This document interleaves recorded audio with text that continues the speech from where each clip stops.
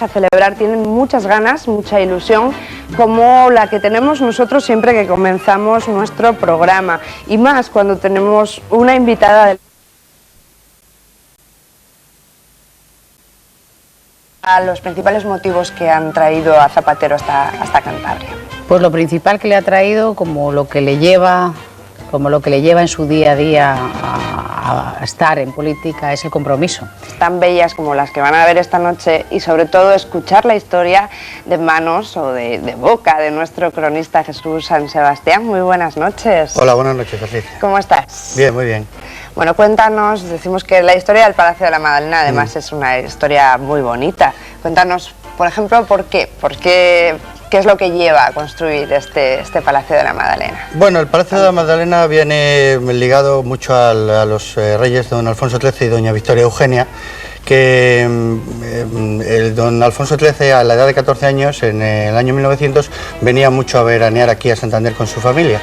Y se hospedaba en el yate de su familia, que era el Giralda, que estaba atracado en la bahía, ¿no? Entonces, bueno, pues los ediles de aquel tiempo ven la posibilidad de regalar un palacio a los monarcas, y bueno, y así se hace. En el año 1908, Luis Martínez, que estaba de alcalde junto con la corporación, pues deciden por unanimidad donar el palacio, la península mejor de la Madalena, para que allí se construyese un palacio para nuestros monarcas, que ya, bueno, en esta época ellos ya estaban casados.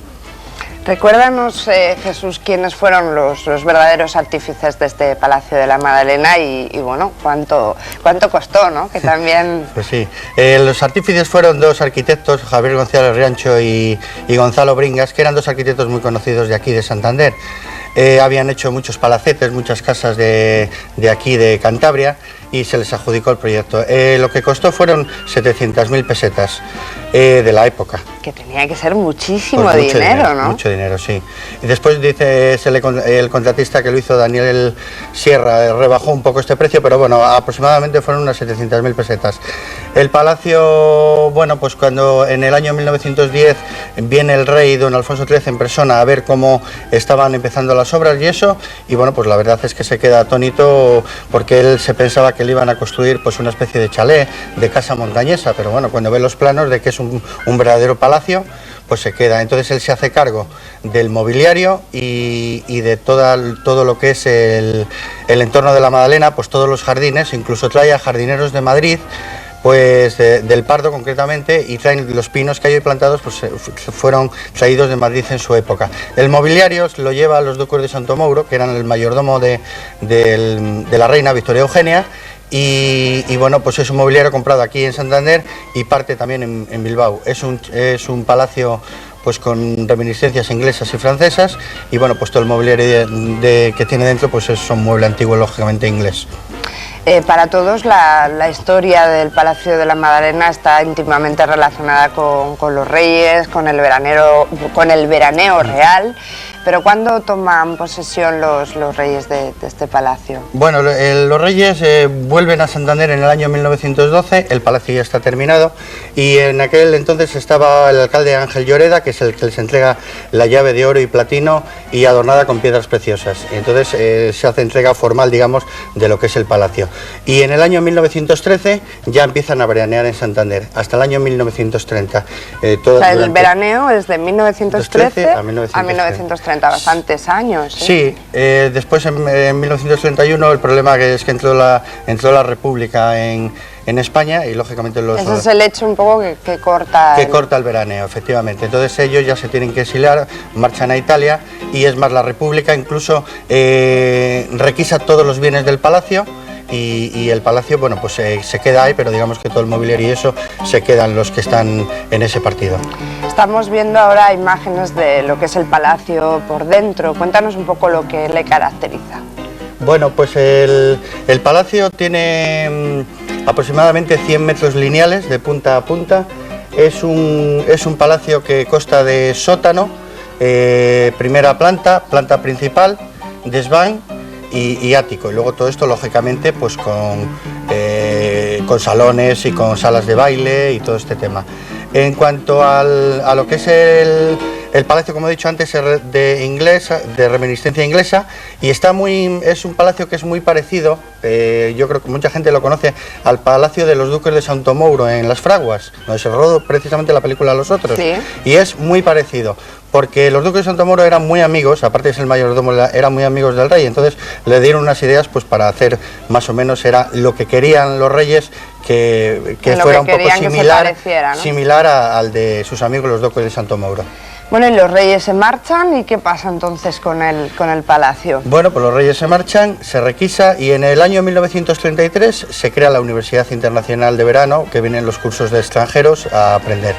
Entonces, en 1936 se vuelve a cerrar, porque viene la guerra civil, y de 1936 a 1939 se crea está como hospital para los heridos de... O sea, que el palacio llegó a ser un hospital para el momento de la guerra, ¿no? Que quizá algunos de nuestros espectadores, yo misma, no lo desconocía. Sí, sí, ahí instalaron una especie de hospitales para todos los heridos que había en la zona esta, cuando la guerra civil. Y luego la universidad tuvo una serie de problemas y tal, y no se vuelve a reabrir, lo que conocemos ahora por la Universidad Internacional, efectivamente, hasta 1949. Y ya en esta época, en el año 1949, pues es lo que conocemos actualmente por la Universidad Internacional. Tal y como lo conocemos ahora. Tal como lo conocemos. Pero en el año 1977, la corporación municipal, cuando entonces estaba de alcalde Ormaechea, compran el palacio al padre del rey don Juan Carlos, a don Juan, el conde de Barcelona, y en un precio simbólico, se le compran en 150 millones de pesetas. Y entonces es cuando nosotros digamos que podemos disfrutar no solamente del palacio, sino de la maravillosa península que hay alrededor. Es que lo que ocurre muchas veces, Jesús, es que estamos acostumbrados a pasar tantas veces por delante de los lugares, ¿no? Pero sin ni siquiera pensar en esa historia o que nos han contado cuando éramos pequeñitos, ¿no? Sin volver a caer en ello. A veces no percatamos de lo que puede haber sucedido allí dentro. Por ejemplo, en la península, lo que es la península de la Magdalena, antiguamente era un fortín de defensa de Santander. En el siglo XVI concretamente había un castillo que se llama el Castillo de Ano, y ahí era, pues como dominaba toda la bahía, era, digamos, cuando las fuerzas inglesas entraban aquí, pues desde ahí había unos cañones y se defendía la ciudad medieval en aquel entonces. Pues Jesús, volveremos a vernos para que nos cuentes también más cosas, y a ustedes vamos a ver un portín.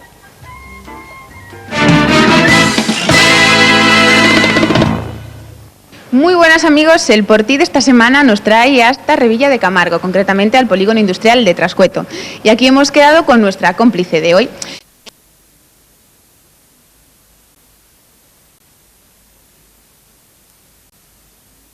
Espero volverte a ver muy pronto en esta casa, ¿no? No te imaginas la falta que hace.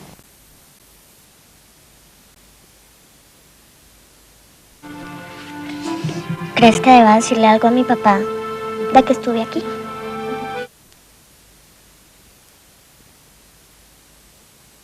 Publicidad, y nos hemos propuesto en estos días en el programa que ustedes encuentren, no me canso de repetírselo, esta bola vale 1.000 euros. 1.000 euros para que ustedes hagan todas sus compras en cuanto a ropa. ¿Dónde la pongo? Aquí. Ahí. Perfecto, ahí está. Para que ustedes hagan su compra a sus familiares de ropa, de cualquier cosa. Les damos 1.000 euros. Claro, eso sí, si encuentran esta bola. Hay solamente 2 unidades. Una está aquí en el plató y otra está situada en uno de los 205 escaparates que conforman este año el concurso de la Cámara de Comercio. Si ustedes la encuentran, además es muy sencilla, está fácil ver, ¿me entienden? No me entiendan mal. Si ustedes ven ese escaparate y ven esta bola, la van a encontrar fácilmente porque se ve, vamos, a primera vista.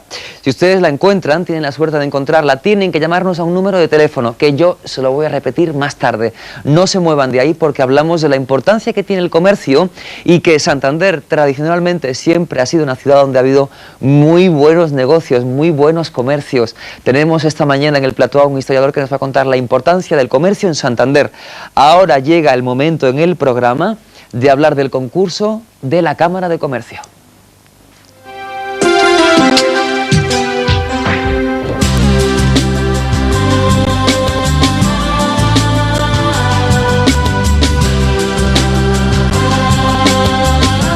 Buenos días, Jesús. Hola, buenos días. Bienvenido, tocayo, gracias por acompañarme. La importancia que siempre ha tenido Santander con respecto al comercio no es de ayer, sino que ya lleva muchos años siendo pionera. Pues sí, Santander, bueno, en Santander hay que hacer una diferenciación en cuanto a las calles antiguas, lo que es el centro comercial de lo que es ahora, porque bueno, tuvimos ese terrible siniestro que fue el día 15 de febrero del 41, Efectivamente. que hizo pues de que toda la parte vieja de la ciudad pues desapareciera, ¿no? Santander era una ciudad que era una ciudad medieval, era una ciudad entera de madera, se la conocía como la ciudad de madera, y bueno, pues el centro de Santander era, digamos, el casco antiguo de Santander, pues era uno de los, bueno, pues lo que es un casco antiguo pues muy bonito, muy romántico y tal, y esto pues tristemente desapareció. Pues, hubo un antes y un después del incendio, porque antes del incendio, ¿dónde se concentraba la gran masa comercial de la ciudad? Bueno, pues estábamos hablando, por ejemplo, de calles, pues por ejemplo la calle La Blanca, la calle San Francisco, que hoy existe, sí. La Ribera y Atarazanas, que estaban donde está ahora la avenida de Calvo Sotelo. Existía también lo que se llamaba el Cerro de Somorrostro, que iba desde la catedral hasta enfrente donde está ahora el ayuntamiento, hasta la cuesta de la Atalaya, perdón, la cuesta que baja de enfrente del ayuntamiento, la calle Cuesta. La calle Cuesta, efectivamente. Eso es. Entonces, bueno, digamos que todo eso era el centro de la ciudad, luego estaba Rúa Mayor, Rúa Menor, la calle Cádiz, Calderón de la Barca, pues bueno, todo eso era lo que es el núcleo antiguo de la ciudad. Bueno, ¿qué tipo de tiendas? ¿Qué tipo de tiendas existían? Porque claro, los comercios ahora se han dividido, cada comercio expone un tipo de producto. Antiguamente no, en un mismo comercio podíamos encontrar muchos productos juntos. Pues sí, pero también había tiendas de todo tipo. Lo único que, bueno, pues cambió mucho, pues lógicamente las tiendas antiguamente eran muy austeras, tenían muy poca luz. Los escaparates antiguamente, lo que conocemos como escaparate, pues lo hacían pues como podían, pues por ejemplo con perchas en la calle, o ponían una banqueta con las mercancías en las aceras. Concretamente había una tienda en Calderón de la Barca, ¿sí?, que se dedicaba a los sanitarios, la de los del barrio, que aún continúan, por cierto. Sí, creo que continúan con otro nombre ahora, me parece que se llaman de otro nombre. Y estos se exponían en la calle Calderón de la Barca, pues todos sus productos, azulejos, terrazos, sanitarios, y los ponían en un trozo de acera. Estamos viendo imágenes, bueno, veíamos antes imágenes, perdón, de algunas imágenes antiguas de Santander. ¿Cómo ha sido la recuperación, el trabajo con estas imágenes que son verdaderas, que son reales, son imágenes antiguas?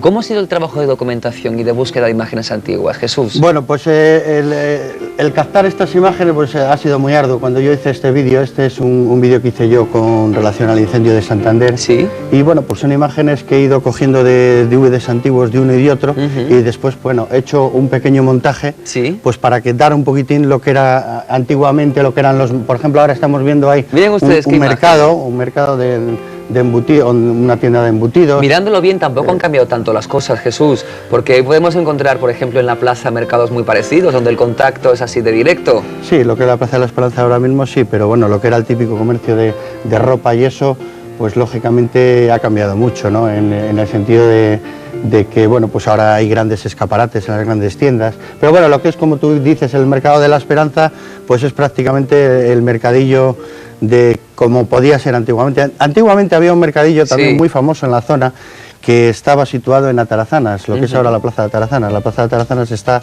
debajo de la catedral, una placita que han hecho ahora muy moderna, muy tal, pues ahí había un mercado que era pues de pescadoras, de gente de esto de embutidos, de tiendas de todo tipo, muy bonito, y bueno, pues cuando aquello era el mercado típico de Santander. ¿Qué pasó después del incendio?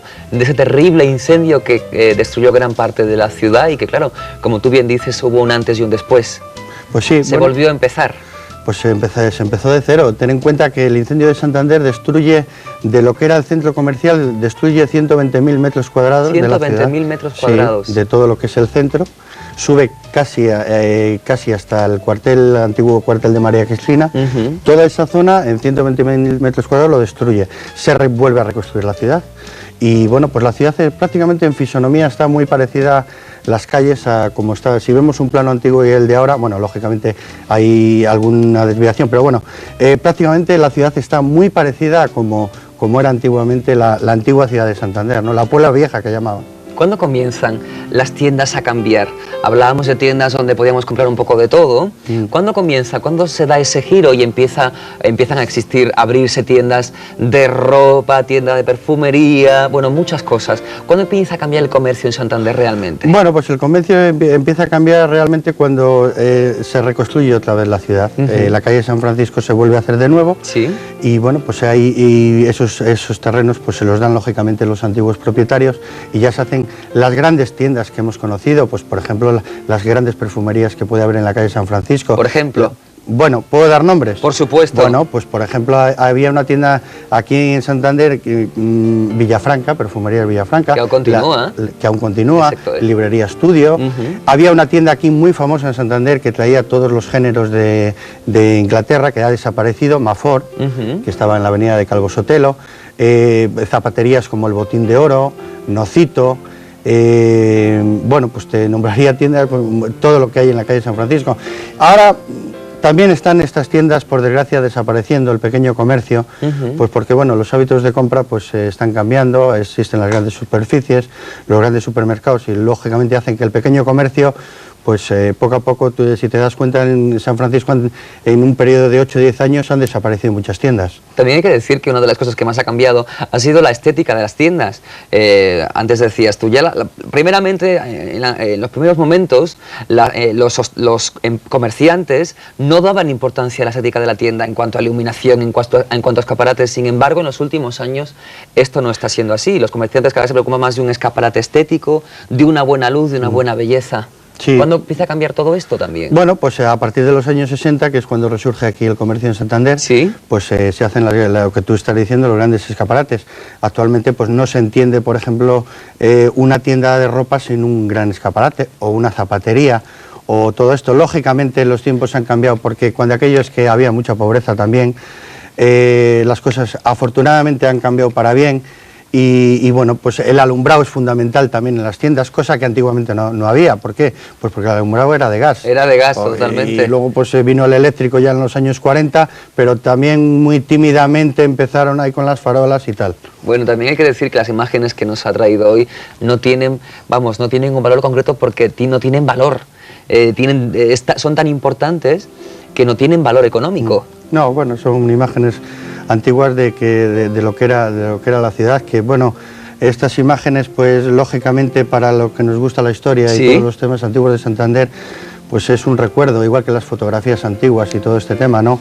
Yo creo que hay que mirar un poco al pasado pues para comprender dónde estamos ahora también, ¿no? Efectivamente. Señores, como cada día tengo que recordarles un concurso que está a su disposición y que les va a dar la posibilidad de llevarse 1000 euros. Teléfono, compañeros.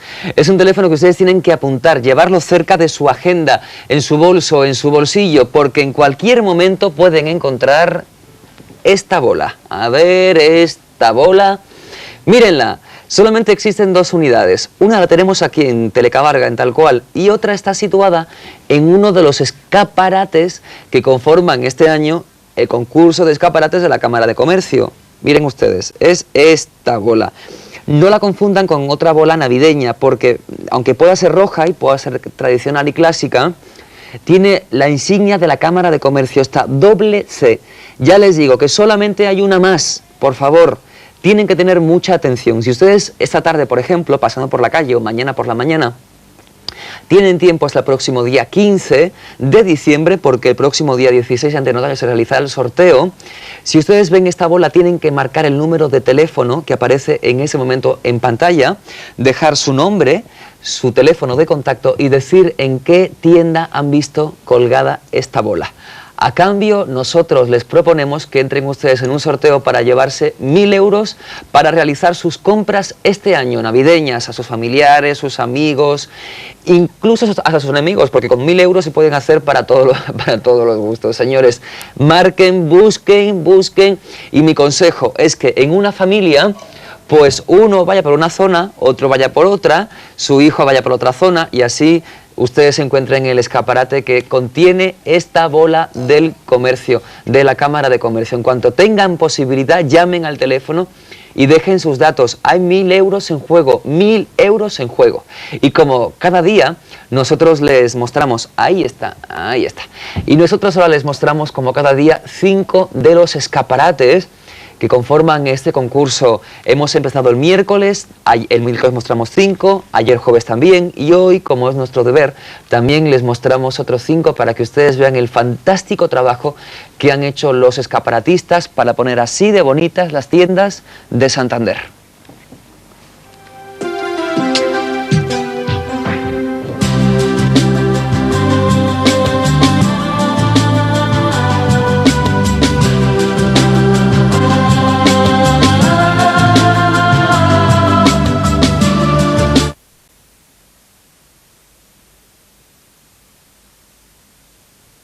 ¿No? La Blanca. Pues sí, en la calle La Blanca, estaba en el centro de Santander, bueno, concretamente, sí, estaba situada donde está ahora la calle San Francisco, después había una plaza muy pequeña pero muy entrañable que era la Plaza Vieja y a continuación estaba la calle La Blanca. Calles además que están ahora mismo de gran actualidad, ¿no? Por todo el comercio propio de estas fechas. Sí, bueno, ahora hay el concurso de escaparates que ha habido hace poco, que creo que mañana precisamente dan los premios, y bueno, pues están de moda pues por todo el tema de escaparatismo que hay ahora. De público, ¿no? Pues sí, y han cambiado lógicamente por mucho las cosas de cómo eran las calles antes y cómo es ahora estas calles típicas que eran de la ciudad, ¿no? En este caso la calle se llamaba La Blanca. Sí. ¿De dónde le viene ese nombre? Bueno, pues antiguamente los nombres de las calles generalmente las ponía el pueblo, no era la corporación municipal. En este caso, antes de llamarse La Blanca, se llamó Don Gutiérrez, y La Blanca pues vino por imperativo popular, porque bueno, La Blanca pues decían que era una señora de muy buen ver, pero de muy mala reputación. Y el pueblo la tenía mucho cariño, entonces en el año 1890 y tantos, pues se instauró y dijo el pueblo que había que poner ese nombre, y con ese se quedó, con la calle La Blanca, hasta que desapareció pues con el triste incendio del año 41.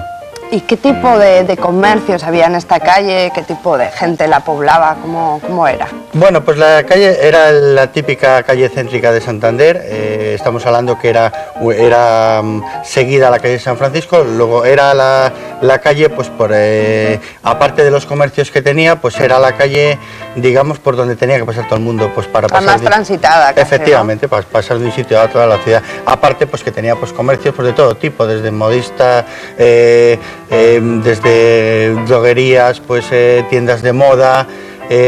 Había un café, el Café Central, muy famoso, que era una especie de casino, de Ateneo, donde iba la gente a leer libros, a jugar también partidas. Y bueno, pues y luego, pues como he dicho, pues los típicos comercios de todo tipo, desde la tienda de ropa, zapaterías, mercerías, y bueno, y por la que transitaba pues todo tipo de público. Tú, Jesús, siempre nos cuentas anécdotas relacionadas con todos los temas que nos traes. En este caso supongo que La Blanca también tendrá algunas anécdotas, ¿no? Pues sí, muchas, porque aparte de ser la calle, una de las calles más famosas de Santander y muy populares, pues era una calle, por ejemplo, que había una famosa guantería, que llamaba la Guantería de Alonso, en la cual en la trastienda se hacían en aquellos tiempos pues una de las tertulias más famosos que había en todo Cantabria.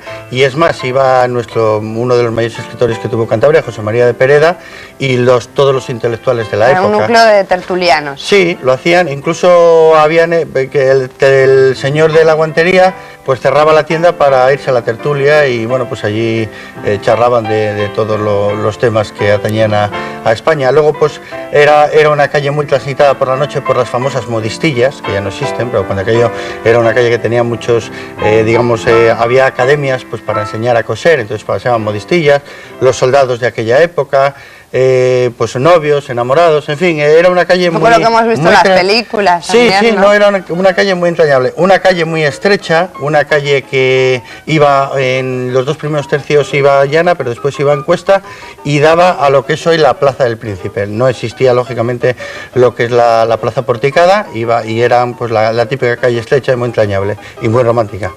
Pues ha sido bonito recordar esta calle de La Blanca. Jesús San Sebastián, muchas gracias. Gracias a vosotros. Y vamos a cambiar ahora de tema. Quédense, por favor, y no se pierdan esta encuesta que les ha preparado Mariam, porque el tema, cuanto menos, es un poquito picante, y recibimos después a nuestro sexólogo Carlos San Martín. Vean.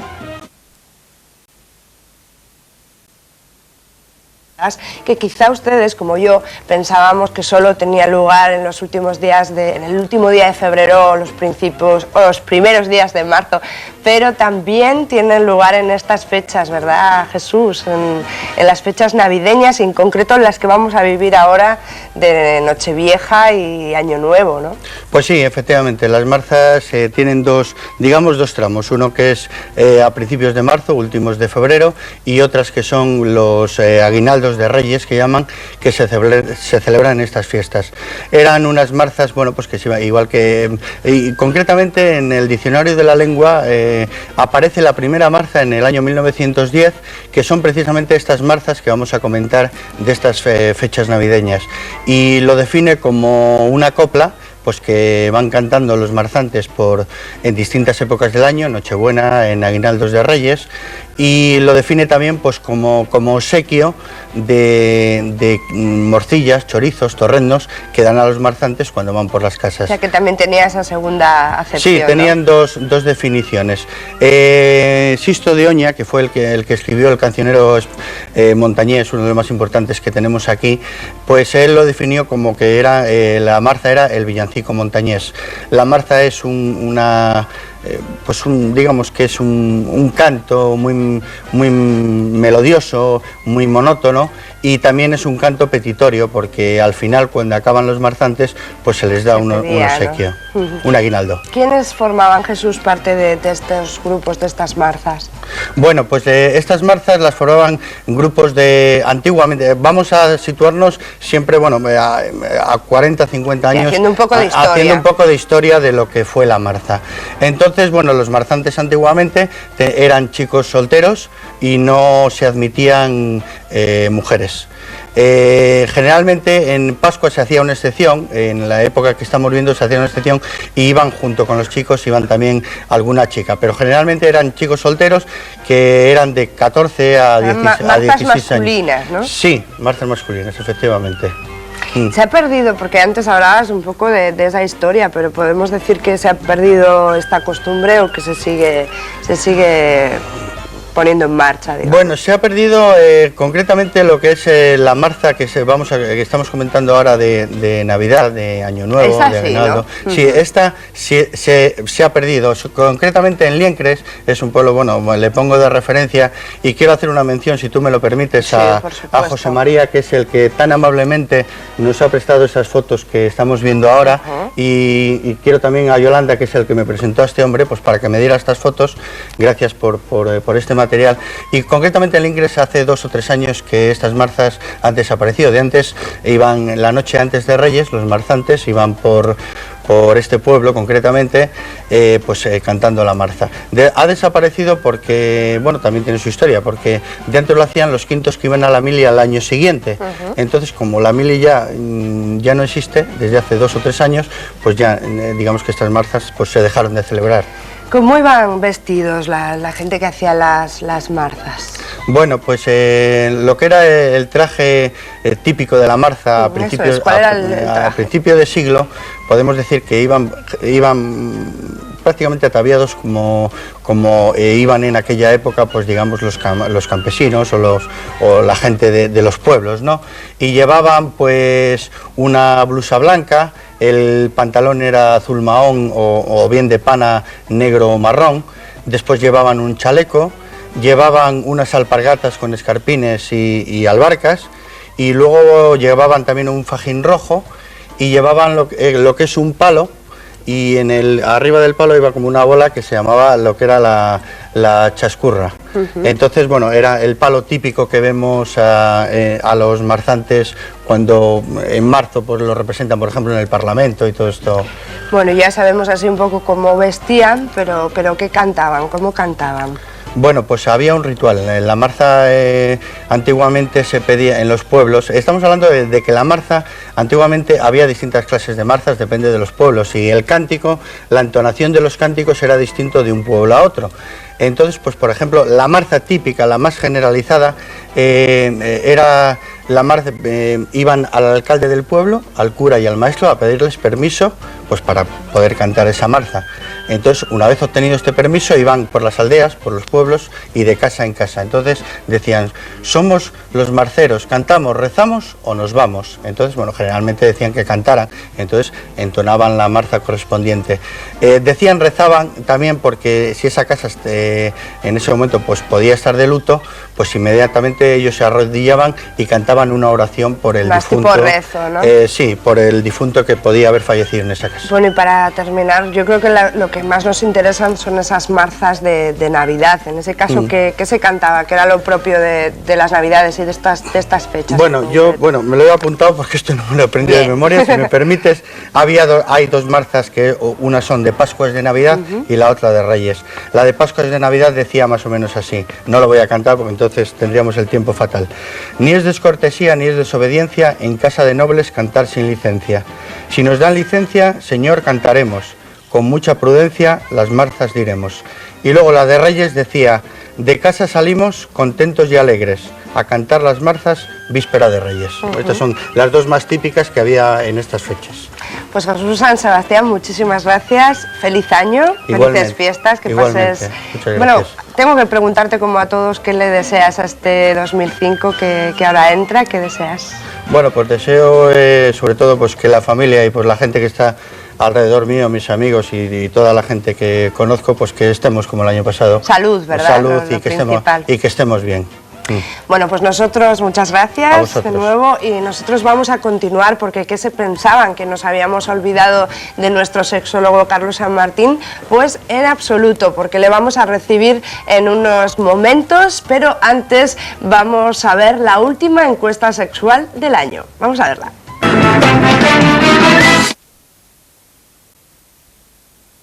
Una costumbre navideña que son las marzas. Hoy vamos a hablar de otra costumbre cántabra, la vijanera.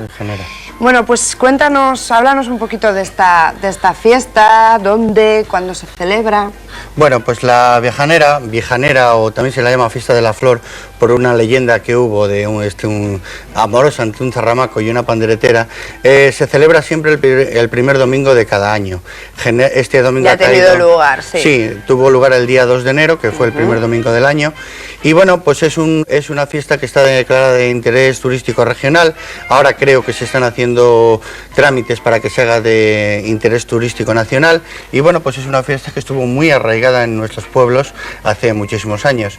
En poblaciones, en Campó, en Cahuérniga, en Buelna, en Anievas. Una fiesta que desapareció en el año 1937 y que, bueno, pues en el año 1982 volvió a resurgir gracias a los amigos de la vijanera.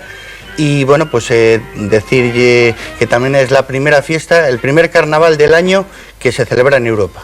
La verdad es que las imágenes, cuando vemos imágenes de la vijanera, nos resultan muy curiosas, como muy autóctonas, ¿no? muy especiales. Sí. ¿Qué origen tiene la fiesta? Bueno, estamos viendo ahora imágenes. La vijanera, bueno, pues como todas muchas fiestas de tradiciones de Cantabria, de costumbres, vienen generalmente de los romanos y esta pues no podía ser menos. Se dice que viene sobre todo por el tema de la fiesta, viene porque los romanos antiguamente celebraban cuando llegaba el año solar, el primer día del año para ellos, pues que lo celebraban con esta fiesta. En cuanto a los trajes, también se remontan a los romanos y se cree que vienen también de los famosos danzantes pastores celtas y también de los guerreros que iban con esas pieles de animales que hemos visto antes de los zarramacos, pues también de los antiguos guerreros romanos, como he dicho. Y en cuanto al nombre, pues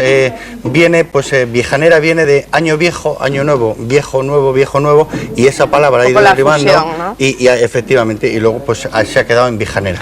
Hemos visto en ese desfile distintos personajes. ¿Cuáles son los personajes que representan el ritual?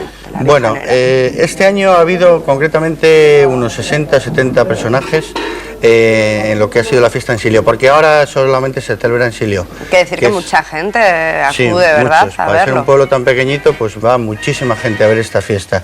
Entonces, bueno, pues están los danzarines, está el oso y el amo, la madame y el galán, y luego están también los que hemos visto, los famosos tarramacos, que van con esas pieles blancas, con el pañuelo al cuello, con un palo de acebo, y luego llevan esos famosos campanos que van tocando y moviendo el cuerpo frenéticamente. Hablábamos de un ritual. ¿En qué consiste este ritual que se representa en la Vijanera? Bueno, pues por ejemplo, este año en Silió concretamente, todos estos personajes salen de las antiguas escuelas de Silió, van al monte Canales, que está muy cerca de lo que es el municipio de Molledo, y allí hacen simbólicamente que cazan al oso. El oso es la representación del mal, digamos, y los tarramacos son la representación de los guerreros buenos. Entonces allí cazan al oso, bajan al pueblo, allí se junta otra comitiva y digamos que van a lo que se denomina la raya. La raya es pues el término municipal entre Silió y Molledo, y allí pues los danzarines, el danzarín blanco, hay un danzarín blanco y un danzarín negro. El negro toca el cuerno y el blanco dice en voz alta: ¿qué queréis, guerra o paz? Y entonces los tarramacos contestan: queremos la guerra. Y lo vuelve a repetir: ¿qué queréis, guerra o paz? Y los otros contestan: queremos la guerra. Y ya la tercera vez dicen: queremos la paz. Entonces ya digamos que se hace la paz entre todo el grupo de personajes, bajan al pueblo, y entonces ya en el pueblo, en un templete colocado en el pueblo, pues ya digamos que dicen las famosas coplas pues que todos conocemos, que son coplas muy parecidas al carnaval. Háblanos un poquito de esas coplas que dicen. Sí, bueno, pues las coplas son coplas que hablan pues siempre de temas que han tenido, de noticias que han tenido lugar en el año. Por ejemplo, este año pues han dedicado noticias actuales. Sí, coplas muy picarescas, muy picantonas. También ahora ha estado por ahí presente, ¿no? Ha estado Revilla, ha estado en la guerra de Irak, ha estado los príncipes de Asturias, en fin, coplas un poco de todo tipo, ¿no? Y entonces, bueno, pues yo, si me permites, voy a leer la chuletilla, como siempre. Y antes de, digamos, de las coplas, digamos, del año anterior, hay una copla que es la que da comienzo, digamos, al entrante de la fiesta. Y dice así: ratas, sapos y animales, ya está aquí la vijanera, con todas las coplas más vinagres de toda la vida entera. Y llegó la vijanera, revoltosa y picantona, que se rían los de fuera sin miras a su persona.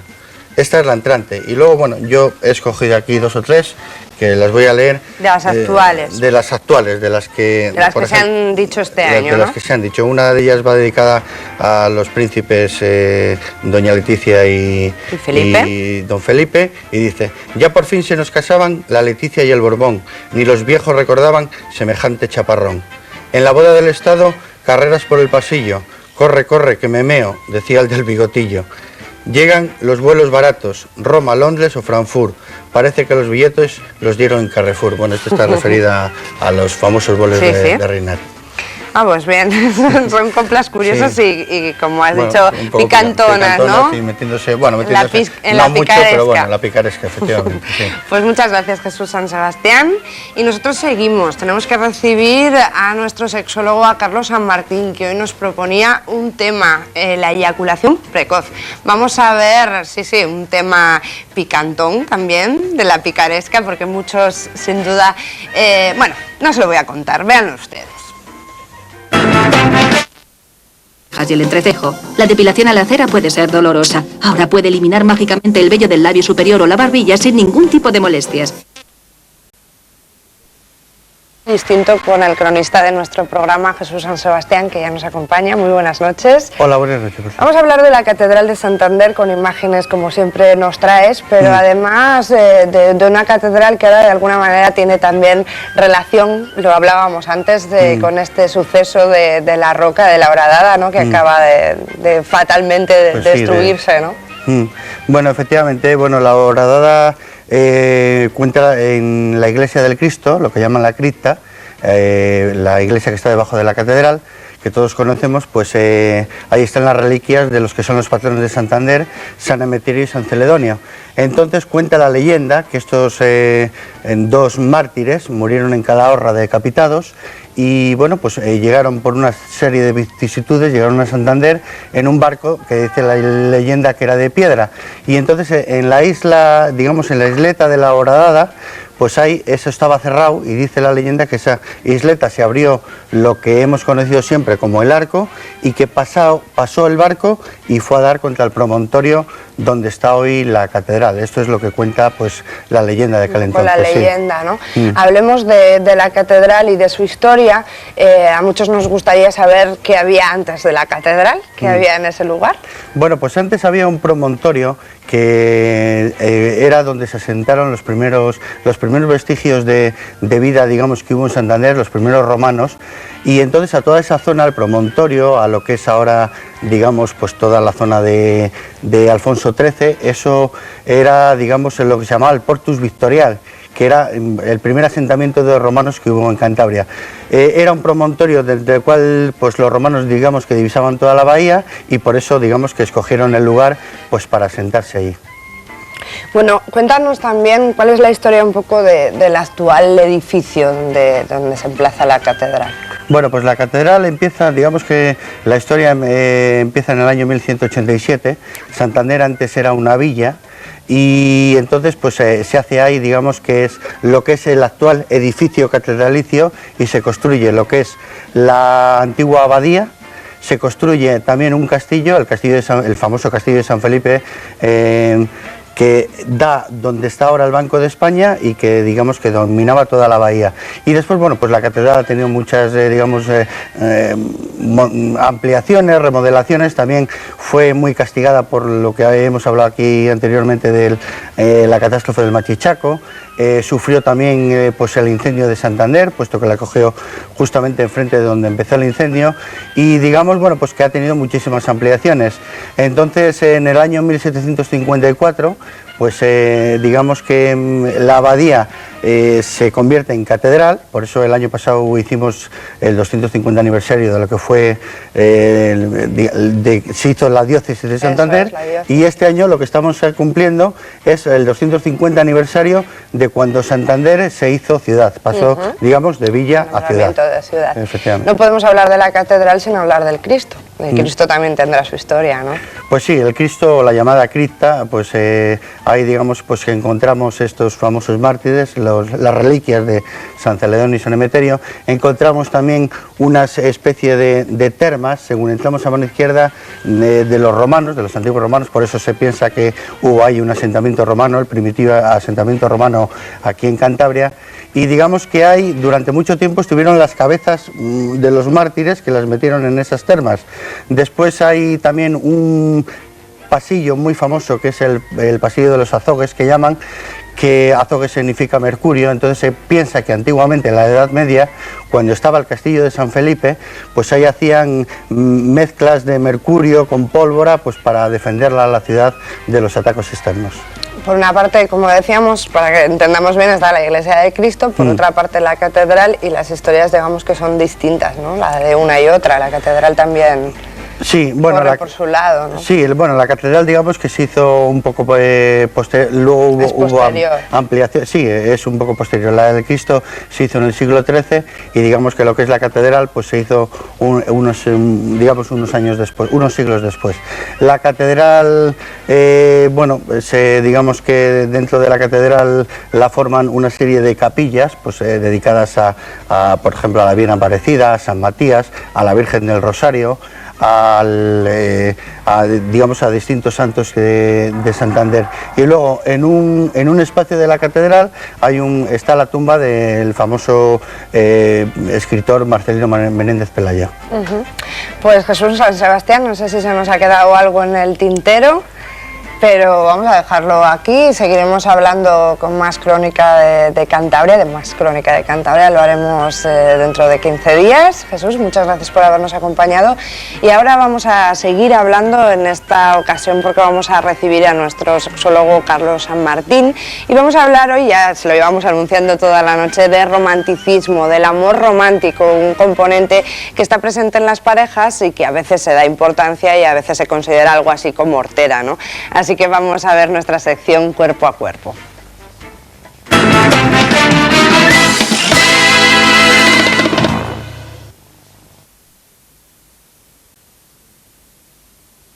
cambiar un poquito de tercio para hablar de algo muy relevante en la historia de Santander con nuestro cronista que ya nos acompaña, Jesús San Sebastián. Buenas noches. Hola, buenas noches, Patricia. Vamos a hablar hoy del incendio de Santander y la verdad es que da tanto de sí el tema que incluso lo vamos a abordar en otro programa más, ¿no? Hoy vamos a hablar de cómo era el Santander de antes de esa fecha tan significativa de 1941, ¿no? Pues sí, vamos a hacer dos partes, hoy el día 16, porque bueno, el día 15 es cuando cumple el 64 aniversario de cuando pasó el terrible incendio de Santander, y entonces hoy vamos a empezar un poco pues, por comentar un poquitín cómo era la ciudad antes del incendio. Bueno, ¿y cómo era, Jesús? ¿Cómo era Santander antes de ese incendio? Bueno, pues Santander es una ciudad que, digamos que el primer núcleo de población lo tuvo en el año 1817, cuando digamos que fue un núcleo pues, pequeñito de población, pero que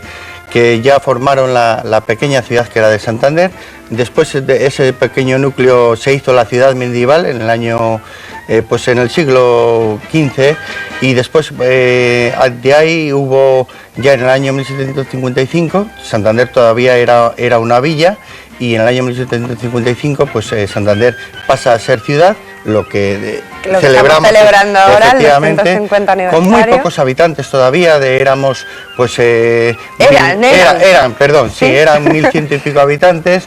Después hubo unos problemas de peste, problemas de enfermedades que tuvo Santander, y después bueno, como todas las ciudades pues de entonces, sí, había muchas enfermedades, muchas epidemias y tal, y entonces bueno, la ciudad fue creciendo, y bueno, pues ya casi en 1900 pues éramos ya 100 y pico mil habitantes, y bueno, pues a partir de ahí toda esa Puebla vieja, la ciudad medieval, era una ciudad de madera, era una ciudad pues que, bueno, pues con las calles muy estrechas, las calles que hemos hablado aquí muchas veces, de la calle La Blanca, la calle Atarazanas, la Ribera, pues todas estas calles pues que formaban el Santander antiguo. No tiene nada que ver un poco con el urbanismo de la ciudad hoy en día, ¿no? Pues no, todas esas calles pues por desgracia desaparecen con el incendio.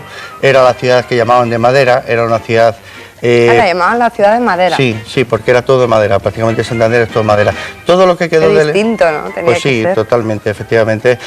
Todo lo que queda ahora de Santander que vemos de madera, por ejemplo la calle Vargas, que vemos las balconadas de madera, o el Paseo Pereda, todo eso no lo quemó el incendio. Antiguamente pues toda la ciudad era pues la ciudad de madera, la ciudad que venía desde el siglo XV, la ciudad medieval, que desaparece totalmente. Por eso pues bueno, pues tenemos la desgracia de que no tenemos el casco antiguo de la ciudad, ¿no? Antiguo.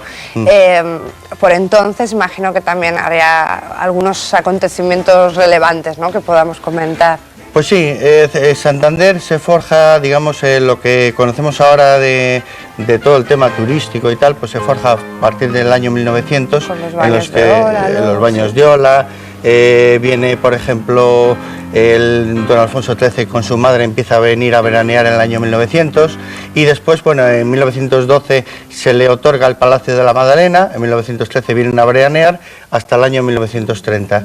Y bueno, durante todo este periodo pues se crea, digamos, la infraestructura turística que podemos tener en Santander, pues el Gran Casino, el Hotel Real, el hipódromo que desapareció, duró 4 o 5 años. El Racing Club de Fútbol se forma, por ejemplo, en el año 1913.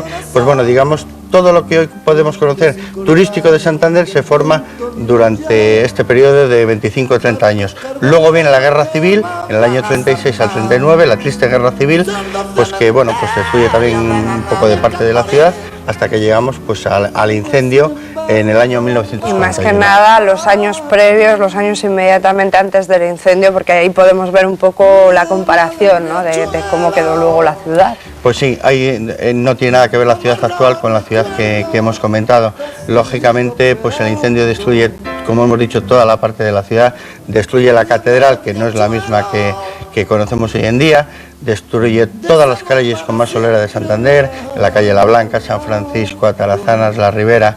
Destruye un poco del Paseo Pereda, y bueno, pues es un incendio pues que tiene, pues que abarca casi 100, destruye del centro de la ciudad más de 120.000 metros cuadrados. Que una barbaridad. Sí, ¿no? todo lo que era el centro típico de la ciudad lo destruye, tristemente, sí. Santander ha tenido mala suerte con los incendios, madre mía. Pues sí, hemos tenido dos desgracias, de las dos hemos salido, una fue la terrible catástrofe que hemos hablado aquí y otra ha sido pues el incendio. En este pues afortunadamente solo hubo una víctima, en el otro hubo muchísimas más, pero bueno, lógicamente pues la ciudad la deja totalmente devastada y de hecho bueno, hay fotos que corroboran que Santander pues lógicamente queda pues digamos no queda sin comercios, queda sin prácticamente sin edificios y bueno pues digamos pues todo lo que es la parte del centro pues queda totalmente deshabitada. ¿Y cómo era Jesús el Santander de la posguerra? Porque antes hablabas de esa terrible guerra, ¿no? Del 36 al 39, ¿cómo queda después? Bueno, pues el Santander de la posguerra pues es un Santander pues que salen de una guerra civil en el cual pues mucha gente pues se ha quedado sin casas también por la guerra, le ha matado a familiares. Se juntan muchos acontecimientos pues sí, tristes ahí, sí, ¿no? Sí, es una ciudad, luego encima en el año 1941 pues tenemos la desgracia de que tenemos una ola de frío, como hemos tenido hace poco, pero mucho más fuerte que esta. Devastadora, ¿no? Pues sí, hay grandes nevadas.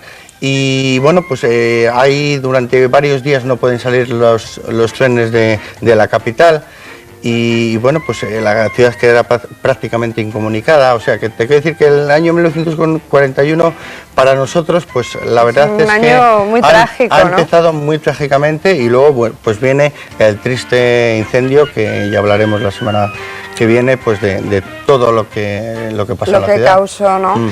Jesús San Sebastián, se nos acaba el tiempo, hablaremos, como dices, dentro de 15 días para que nos acabes de contar cosas de este incendio de Santander, que ayuda también a entender muchas cosas de la realidad actual, ¿no? Pues sí. Bueno, Jesús, pues lo dicho, muchas gracias y nos vamos ahora a ver una encuesta, porque ya saben que cada 15 días también recibimos a nuestro sexólogo Carlos San Martín y hoy nos toca cambiar de tercio para hablar del incendio de Santander, porque justamente ayer, 15 de febrero, se cumplían 64 años de aquel fatídico accidente que ocurrió en Santander, de aquel incendio, y tenemos con nosotros a dos invitados muy especiales.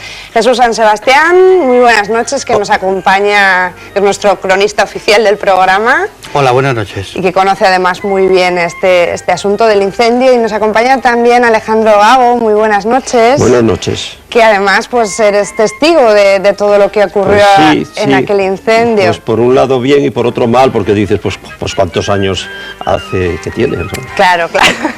Eso sí que es cierto, ¿no? Que uno le hace pensar que hace 64 años ya de este incendio, pero que de hecho mucha gente lo recuerda como si fuera, no digo hoy, pero muy cercano. Claro, ¿no? Y además que las dos catástrofes más importantes de la ciudad fueron el Machichaco y el incendio. Creo que si Jesús no me pues sí. Por eso hablaba yo un poco de la segunda gran tragedia, ¿no? de la ciudad. Bueno, ¿cómo fue, Jesús, aquel fatídico día, ¿no? de febrero de 1941? Bueno, fue concretamente el día 15, ayer hizo 64 años, como tú has dicho, y bueno, pues empieza el día, digamos, vamos a relatar un poco, si te parece, cómo empieza el día. Bien. El día empieza con un viento muy frío por la mañana y racheado, dicen las crónicas. Este viento, bueno, a lo largo de la mañana, digamos que va aumentando progresivamente, y a la tarde, sobre las 6 de la tarde, pues el viento ya se hace huracanado, es muy difícil ya transitar por las calles, y sobre las 8 de la tarde, pues este viento pues alcanza ya la velocidad de unos 100 kilómetros a la hora. Muy importante porque, claro, lógicamente estamos acostumbrados al viento sur en la ciudad, pero no a esas rachas de viento tan fuerte, ¿no?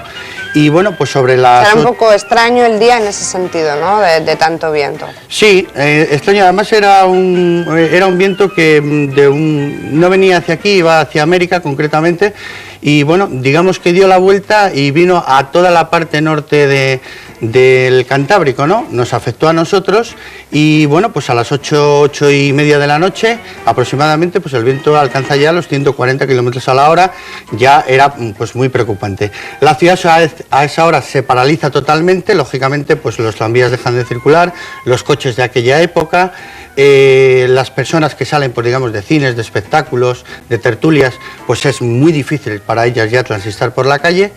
Y bueno, pues lógicamente pues la gente se refugia pues en portales, pues donde puede. Realmente, bueno, pues los tejados de las casas estamos viendo además ahí imágenes, están todos desprendidos. Hay pues las sillas en el Paseo Pereda, todas las cafeterías vuelan por los aires. Las balconadas pues también las arranca de cuajo, es decir que es un viento ya, pues la verdad muy preocupante, porque lógicamente pues es una velocidad ya muy importante. Alejandro, ¿sabrías situarte en ese momento y en el lugar en el que estabas? ¿Lo recuerdas? Me sitúo, lo estaba recordando, porque además yo iba en uno de los tranvías, que comentaba el otro día, que iban para Peñacastillo, se llamaba el Peña, que eran los tranvías tenían, el Peña tenía un letrero de color rojo y los otros de blanco, ¿no? Y entonces al llegar donde está el Capitol, enfrente estaba el cine que se llamaba el Cine El Soldado, se llamaba entonces, que luego se llamaba el Alameda, Cine Alameda, pero primero se llamaba el Cine El Soldado, ¿no? Y allí se paró el tranvía, porque al final es que se quitó la corriente eléctrica. No podía seguir, claro. Y los cines, la gente que habría entrado ya al cine, ya tuvieron que salir, pues se apagó todo, claro. Y ya ahí empezaban a decir que Santander está ardiendo, pero ahí todavía no veíamos llamas, nada más el viento que era tremendo ya, ¿no? Toda la calle de San Fernando y tal. Y yo entonces, pues iba en ese tranvía, que iba a casa de unos tíos, y no me quería apear del tranvía, a ver si andaba, porque ¿sabes lo que pasaba? Como comentaba con Jesús el otro día, que iba a llevarles unos sacos, dentro de un saco iban varios sacos, que me habían dicho que cuando pudiera se los llevara, porque los llevaban para comprar castañas o nueces en potes, ¿no? Y yo además no me quería apear, quería que a ver si por fin andaba el tranvía, porque cuando llegaba allí me invitaban a cenar. Y en aquella época... Eso era muy importante. Era importantísimo. Claro. Hoy por cenar no va nadie a ningún sitio. No, sí, sobre todo si en casa de vas por tíos. charlar o tal. Pero es que ibas allí porque es que era época de hambre, época de racionamiento, época de los cupones que tenías que llevar para ir a un sitio a comer, ¿no? Y entonces yo estaba esperando a ver si por fin andaba el tranvía. Como ya dijeron que la avería era gruesa y que se estaba ardiendo, ya se empezaba a ver resplandor ya de llamas altas, ¿no? Y entonces pues me apeé y me voy para casa, además de muy mal humor, porque mi madre me había dicho que no fuera, con ese viento que te va a pasar algo, pero yo pensaba en la cena. Digo, decías, esta cena no me la puedo perder. Que me puse así como si fuera una vendedora de sardinas, me puse los sacos aquí porque caían, por todos los sitios caían cosas, ¿no? Cristales y todo. Y entonces eché a correr por San Fernando. Yo vivía entonces en la calle Florida, que está pues muy cerca donde estaba el cinema, donde está la biblioteca Menéndez Pelayo, la otra cuesta. Sí, la calle Magallanes, efecto. Y bueno, como yo iba corriendo con los sacos puestos así, era un chaval, pues los guardias me pararon, unos guardias municipales. Creían que había cogido algo y que corría con, a ver, ¿qué llevas ahí? Pues no, unos sacos. Que había robado, ¿no? Sí, y entonces tenía yo entonces 13 años. Abrí el saco, lo vieron y dije, pero lo que era y lo que había pasado. Bueno, venga, sigue. Y por eso me recuerdo muy bien, como si lo estuviera viendo ahora. Y ya llegamos a casa, mi madre y mis hermanos no estaban, se habían pasado a la casa de enfrente, donde la vecina, porque tenían miedo del viento, porque todavía pues ahí el viento asustaba, el viento era tremendo, ¿no? Sí. Bueno, pues pasé yo también allí, y lo que es esa cosa de los chavales que no ves el peligro, y que además tenía mucho sueño, ya me estaba sin cenar, y yo dije que me marchaba a casa, que me iba, y me fui a dormir a la habitación. Me dieron la llave y fui. Bueno, pues el viento arrancó la ventana de la habitación donde yo estaba durmiendo y no me enteré. Fíjate que esos sueños de niño, ¿no? Que duermes. Y el hijo de la vecina pasó porque oyeron el estropicio. Y con un tablero de no sé qué, le clavó la ventana, porque no había cristales ni nada, lo había roto todo. Y yo no me enteré hasta por la mañana. Increíble. Pronto. Y entonces no me querían dejar salir de casa, pero me salí a ver el fuego. Hay fuego. Hablemos un poco del incendio. ¿Dónde se produce, Jesús, exactamente? Bueno, el incendio, digamos, la primera llama de la que hay constancia es en el número 20 de la calle Cádiz. Por situarnos un poco, es por detrás de la catedral, digamos. Ahí, bueno, pues hay dos versiones que dicen que una si fue un cortocircuito de un cable de alta tensión que cayó y otra dicen que si fue un brasero, porque ahí había una pensión, pues un brasero que sí empezó por ahí el fuego. A raíz de eso, bueno, empieza el fuego lógicamente en esa zona, la primera que afecta es a la catedral Y de la catedral, pues ya digamos que va pues a todo lo que es la Puebla Vieja de Santander, la ciudad de madera que llamaban, la ciudad medieval, que alguna vez hemos hablado aquí sí. de las calles y de tal. Y bueno, pues lógicamente pues ese viento hace que, pues, que teas encendidas vayan de un sitio a otro de la ciudad. En varios puntos de la ciudad empiezan distintos focos de incendio y bueno, pues eso hace pues que la ciudad, el centro comercial de la ciudad pues desaparezca pues por completo. Estamos hablando de... Hablemos un poco de las consecuencias. Me gustaría así que me lo contarais los dos desde vuestros distintos ámbitos, ¿no? Uno desde un punto de vista más... Sí, yo como haberlo vivido y Jesús pues haberlo investigado, ¿no? Efectivamente. Es un investigador. Sí, bueno, la ciudad cambió totalmente. De cómo vemos esas consecuencias del incendio, ¿no? Sí, pues que se hizo una ciudad prácticamente nueva, pero que yo siempre he echado muchas veces en falta, porque la calle San Francisco, en la calle La Blanca, la Plaza Vieja que estaba al final, y debajo, porque había una cuesta, desde la calle La Blanca bajaba en cuesta, que se llamaba la Plaza Vieja, que hoy es donde está pues el centro de frente de la catedral. Sí, digamos sí. La plaza porticada. La plaza porticada sería. Y debajo de eso, no se me olvidará nunca, que estaba así, había unos retretes públicos, que ahora ya no hay, pero entonces había ahí debajo, ¿no? Y aquello era muy bonito, pues muy típico, pues había una serie de comercios, entre ellos me recuerdo con lo que tenían el camello, con eso del café, el dromedario, que estaban allí. Y entonces la calle San Francisco y la calle La Blanca, que hoy es solo la calle San Francisco, pero entonces eran dos, calle San Francisco y luego la calle La Blanca, ¿no? Y era el sitio donde íbamos los chavales y las noviucas y estas cosas a pasear cuando hacía viento, porque el viento sur siempre azotaba la ciudad, la azotaba mucho más que ahora. Más que ahora. Mucho más que ahora. Y entonces pues íbamos por allí y allí no pegaba el sol, el viento. Y el sol tampoco, muy poco. Y luego, como pasa ahora, por ejemplo, con la calle General Mola, que cuando hace mucho viento sur, la gente que vive en el Paseo Pereda sale por los portales que tienen por detrás.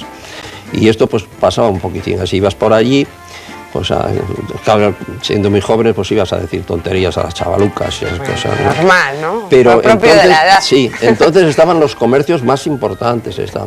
Uno de ellos era el Palacio de los Juguetes de Polibio, que escribió muchos años en el diario Montañés, Polibio, colaborador. Y se llamaba El Paraíso de los Niños, el Paraíso de los Niños, y te juguetería. Entonces siempre te parabas ahí a mirar cosas que te gustaban pero que nunca podías comprar, ¿no? Entonces sí, te encontraste, bueno, yo he conocido el puente que iba de la Plaza Vieja a la Catedral, todavía. Ya duró muy poco tiempo porque luego lo tiraron. Pero ya me acuerdo que cuando hice la comunión pasamos por ese puente a la catedral porque nos dio la comunión el obispo, que el obispo de entonces era don Eguino Itrecu. Sí, que ya era un obispo ya mayor, estuvo muchos años de obispo. Y todo aquello cambió tanto. Y luego, además, durante muchos tiempos, bastantes años, pues veías los escombros desencombrando. Y como yo contaba el otro día a Jesús, era muy gracioso porque, fíjate qué época, habían contratado una reata de burros que llevaban unos carpanchos, es decir, unos cuévanos, y ahí echaban el escombro. Imagínate para desescombrar una ciudad casi entera con aquellos. Veías los burros, 4 o 5, habían venido de Andalucía. No, y que era una época de penuria, ¿no? Y veías a un señor, un andaluz, que era el que llevaba los burros y te lo cargaba. Imagínate para desescombrar eso. Seguro que mucha gente en estos momentos está además recordando todas esas cosas. Sí, algunos. Bueno, mucha gente ya de aquella ya no existe, ¿no? Se han muerto. Bueno, ya no hay tanta. Y luego el problema, te comentaba yo el otro día, en que no se podían encender las cocinas. Prohibieron que se encendieran. Eran cocinas todas estas de carbón, cocinas económicas que se llamaban, ¿no? Y prohibieron eso, y entonces pues la comida pues era muy relativa. Primero que había poca y luego no había mucho donde hacerlo. Entonces pues la mayoría con hornillos de estos de alcohol se ponían, pero así durante bastante tiempo estuvo prohibido encender fuego, porque se había cogido tal miedo ya que las autoridades prohibieron que se incendiara más. Si llega a ser ahora hubieran hecho la culpa a los fumadores. Sería un fumador que tiró la colilla. Jesús, que volviendo un poco contigo, las consecuencias, por lo que cuenta Alejandro, cambian radicalmente la fisonomía de la ciudad, ¿no? Sí, totalmente. Ten en cuenta que estamos hablando de 120.000 metros cuadrados de Santander y digamos que, bueno, pues la ciudad se empieza a reconstruir. Yo siempre digo que es la segunda vez que se reconstruye la ciudad. La primera fue con la terrible catástrofe del Machichaco, que también dañó 3 o 4 calles, no fue tan intenso el daño en calles como esta, pero esta sí dañó muchísimo todo el centro comercial, como hemos dicho antes, de la ciudad. Y digamos que la ciudad, cuando realmente resurgió como es la que conocemos ahora, pues fue aproximadamente sobre los años 60, ya la ciudad avanzado, las obras y todo este tema. Pues nos ha acabado el tiempo, que es un poco lo que tiene la televisión, que nos tenemos que ir, pero antes, nos tenemos que ir a publicidad, pero antes quiero invitaros a que veáis conmigo.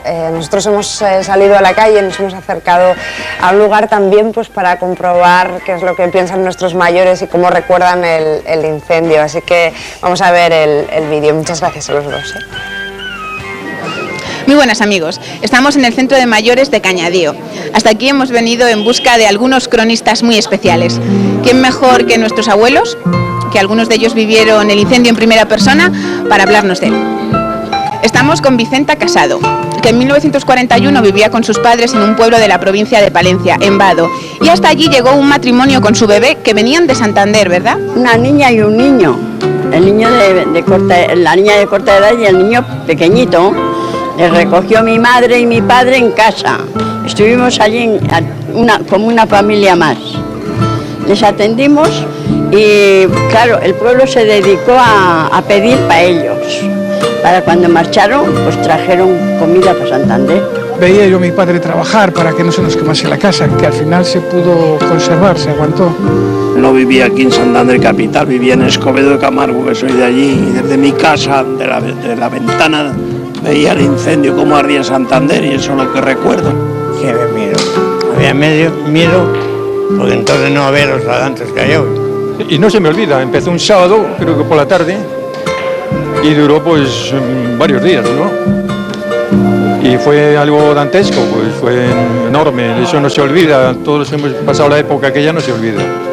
Se levantó el tejado nuestro y mi padre y otro vecino más, pues intentando apagar el fuego, por allí, por todas las casas, que se empezaban a arder y con muy poco agua, porque no había mucho agua. Hacía un viento de tien y la gente corría con todas las ropas por la calle y por todos sitios. Fue un huracán, hostia, aquello no era viento fuerte, aquello fue un huracán. Les he dicho que salimos todos a la calle porque en casas teníamos miedo que se derrumbara la casa y no nos poníamos a los árboles porque teníamos también miedo que los árboles se cayeran. Porque allí había muchos árboles con aquello, allí pegaba mi casa en particular. Y eso, pues ya sabes, estuvimos mucho tiempo fuera y hasta que se pasó. Y ya desde allí ya veíamos el incendio en Santander.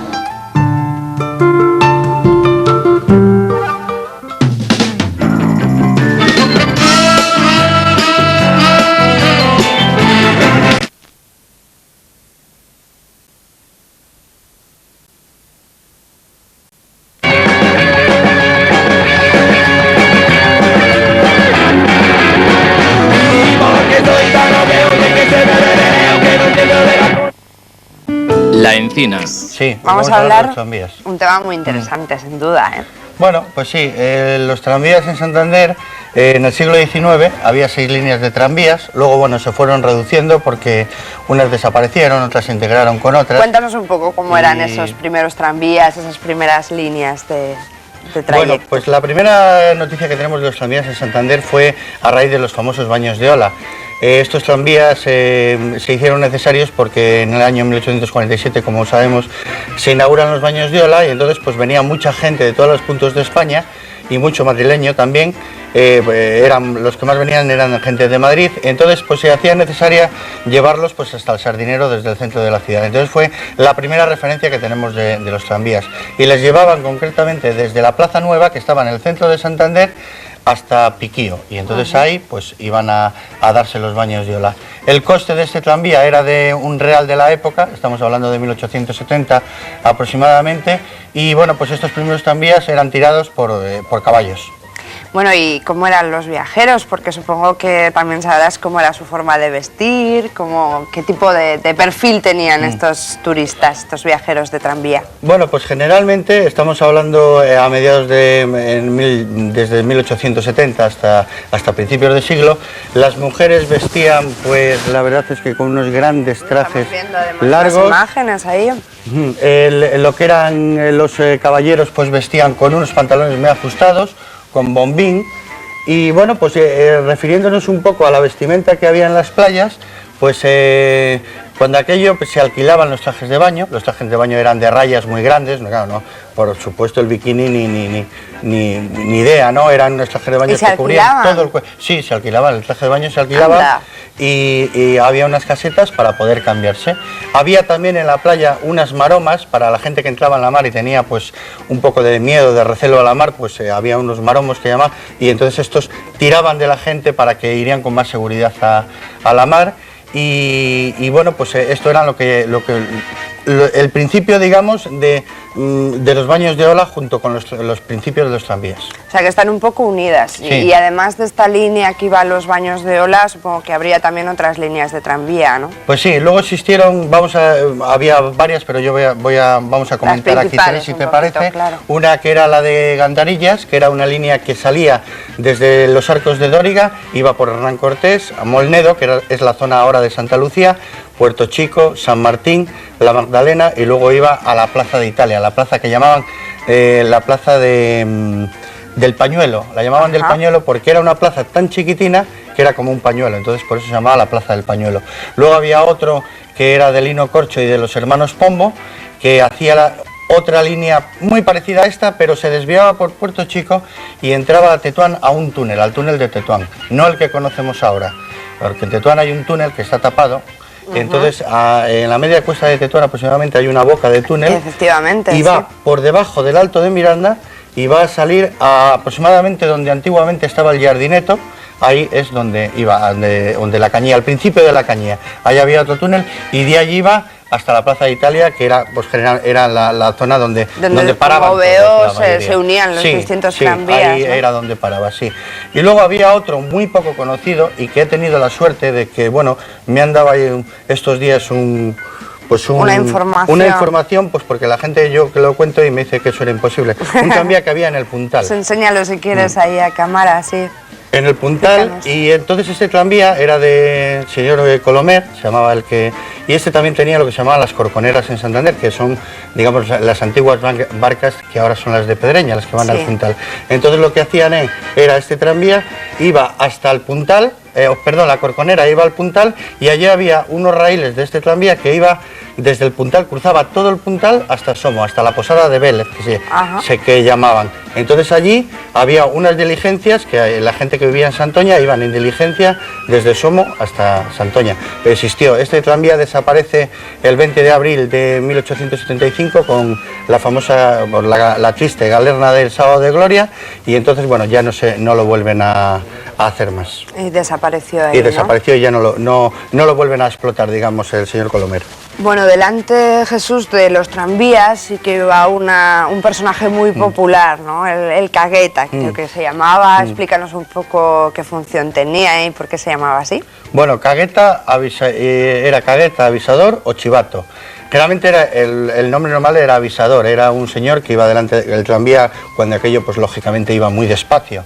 Entonces la gente pues se cruzaba con las vías en el centro de la ciudad. Entonces este iba con un bandín rojo y un chiflo, pues para apartar a la gente, pues para que avisara un poco de que iba el tranvía. Le llamaban el Cagueta a las malas lenguas porque decían que siempre iba corriendo delante del tranvía porque le tenía miedo, ¿no? También le llamaban el avisador porque decía que avisaba a la gente de que venía el tranvía.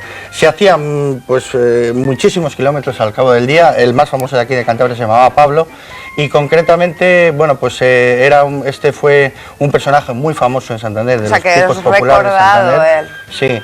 Y fue una persona que además procedía de buena familia. Sus padres tenían una fábrica de licores en la calle Méndez Núñez. ¿De qué años estamos hablando más o menos? Estamos hablando, estos tranvías ya, pues digamos a partir de principios de siglo, porque ya el tranvía, digamos que después entran ya los trolebuses, digamos. Entonces el trolebús ya pues y avanzamos cambia todo, y claro, esos trolebuses que hemos conocido, yo no sé si tú, pero vamos, yo sí he conocido esos que iban con unos cables por arriba, aquí concretamente, que iban a Astillero.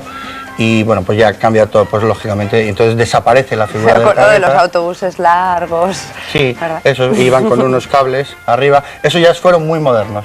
Y ya después viene pues el trolebús que ahora hay en el ayuntamiento, más o menos moderno, y el último de estos tranvías, pues o trolebuses, entra en el año 1953 en las cocheras, y ya pues digamos que se acaba un poquitín pues toda esta historia que hemos hablado. Que son bonitos los tranvías, que yo recuerdo ciudades como hace no mucho que he estado en Lisboa, ahí sí, y son preciosos los tranvías. Pues volveremos, sí, no sé si me ibas a decir algo. Sí, bueno, te quería comentar, si hay un minuto, de que hoy viene la noticia, la bonita noticia de que creo que el ayuntamiento está pensando poner un tranvía que va a ir por los Castros hasta el Sardinero. Entonces creo que hemos hablado un poco también, pues dar la noticia de lo que viene hoy en el. Que pueden tener un futuro los tranvías. Yo creo que sí. Jesús, muchas gracias y nos vemos. Y a ustedes les veo enseguida, después de la publicidad, porque regresamos, ya saben con quién, con Nico y su música al grano.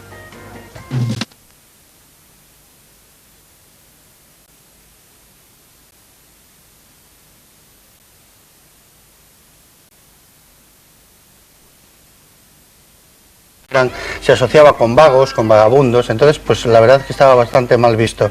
Ya en el año a mediados de 1800 empiezan las compañías estables en toda España, y todas estas compañías pues lógicamente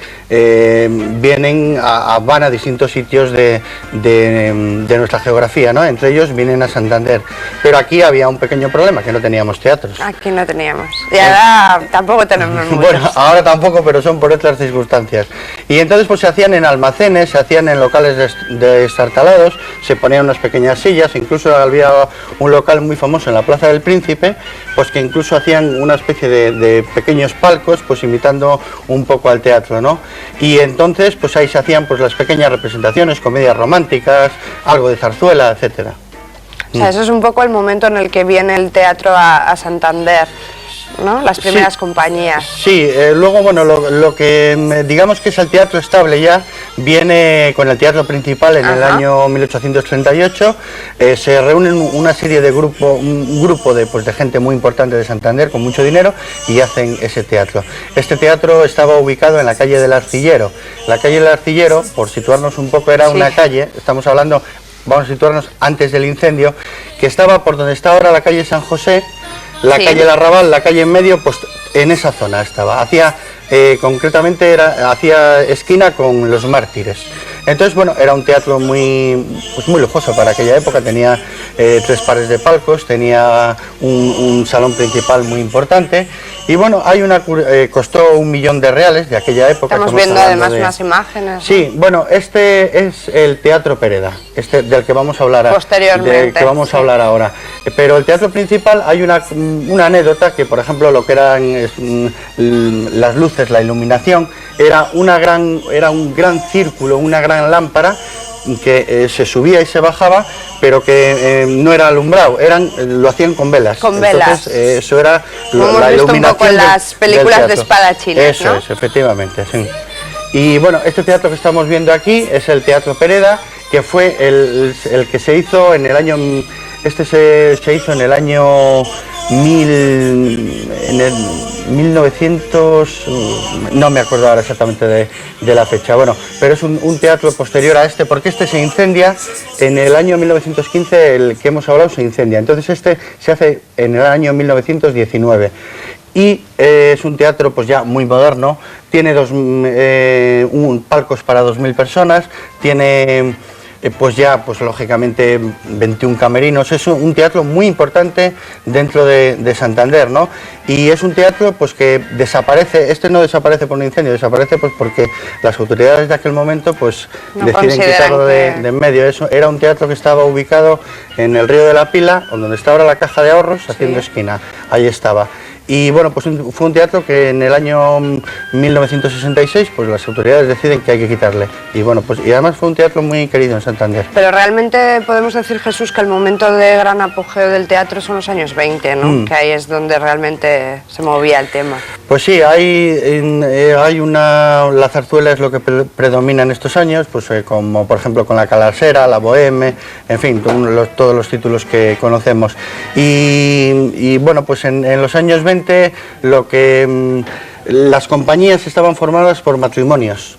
Había matrimonios de actores, digamos, y que pues formaban su compañía. Eran compañías que duraban un año, es decir, la obra duraba un año o dos, porque bueno, pues eran obras de muchísimo tiempo. Concretamente aquí en Santander hubo obras que duraron 2 y 3 meses, pues que lógicamente eso no en los días en que estamos es imposible, no duran 5 o 6 días, ¿no? Habrá 100.000 anécdotas seguro de la historia del teatro, ¿no? Cuéntanos pues sí, alguna. Sí, bueno, voy a contar un par de ellas que ocurrieron en el Teatro Pereda. Una de ellas es de que en una obra de que un fugitivo pues tiene que dar unos frutos secos a un ermitaño, pues estos frutos secos estaban envueltos en un paquete de una tienda de ultramarinos famosa de la zona que ponía el nombre, ¿no? Y otra de ellas es en una obra que se hacía sobre Jesucristo, el Mártir del Calvario, en el cual cuando Jesucristo está con los apóstoles, pues al ascender el pan hacia arriba, pues no se sabe cómo aparece un cartel que pone Constancia Panadería. O sea, que bien, la publicidad subliminal siempre ahí, ¿no? Pues sí. Jesús, no sé si nos ha quedado algo en el tintero, si no, en principio nos vemos en 15 días. Muchísimas gracias por habernos acompañado. Gracias a vosotros. Y a ustedes por seguir ahí, pero tienen que seguir ahora porque ya saben que a las 11, la recta final del programa, llega Nico y su música al grano. Nos vemos después de publicidad.